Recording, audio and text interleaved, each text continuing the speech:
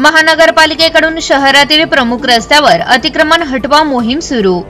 Kinetic चौक, बस स्थानक road, लाल टाकी परिसरातील अतिक्रमणे हटवली, रस्त्यावरील साहित्य जप्त। नागरिकांनी स्वतःहून अतिक्रमणे काढवावीत, अन्यथा महानगरपालिकेकडून कारवाई। आयुक्त तथा प्रशासक यशवंत डांगे।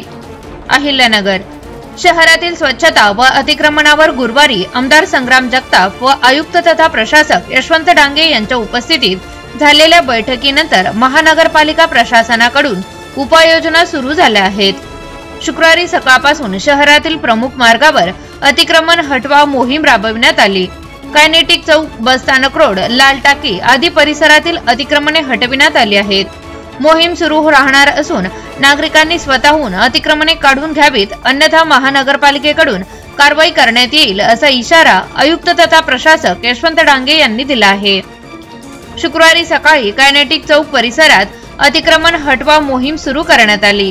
चौकालगत असलेल्या टपऱ्या, दुकानासमोरील पत्र्याचे शेड जेसीबीच्या साहाय्याने हटविण्यात आले। त्यानंतर सक्कर चौकापासून महावीर कला दालन मार्केट यार्ड पर्यंत अतिक्रमणावर कारवाई करण्यात आली।